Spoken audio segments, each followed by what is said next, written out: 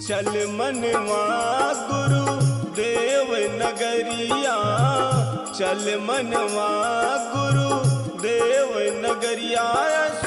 सोई गयो मूल खोई गयो विषय भोगनु में चल मनवा गुरु देव नगरिया, चल मनवा गुरु देव नगरिया।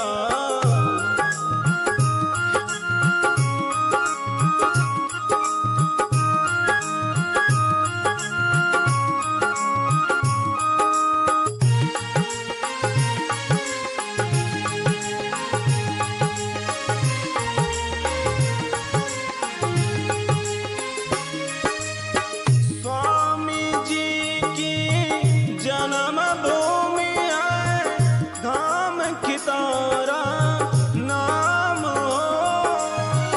सत्संग सुन के वहाँ पर सबके पूरे हो जाए काम हो। आज सुअवसर बड़ा सुहाना, आज सुअवसर बड़ा सुहाना, चूके फिर पछताए हो। फिर ना मिलेगी तो को धर्म डगरिया, फिर ना मिलेगी तो को धर्म डगरिया। सोई गयो मूल खोई गयो विषय भोगनु में चल मनवा गुरु देव नगरिया, चल मनवा गुरु देव नगरिया।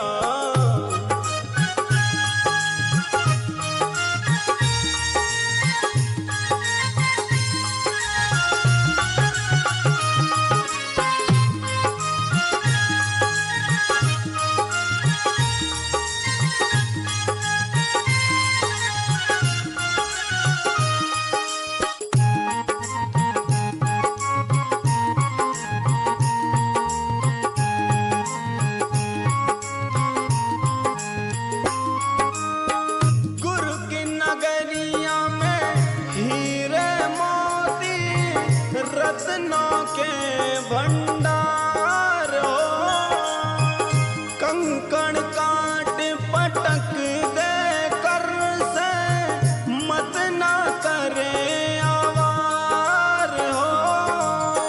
कर शुभ कर्म फलागर जाए, कर शुभ कर्म भलागर जाए, चूके फिर पछताए हो।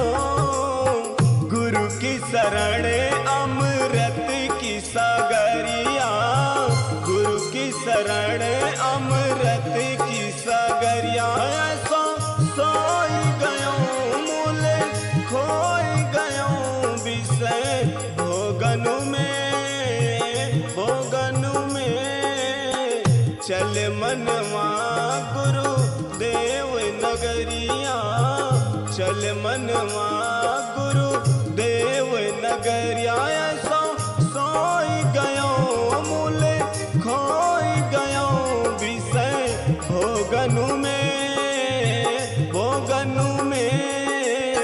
चल मनवा गुरु देव नगरिया, चल मनवा गुरु देव नगरिया, चल मनवा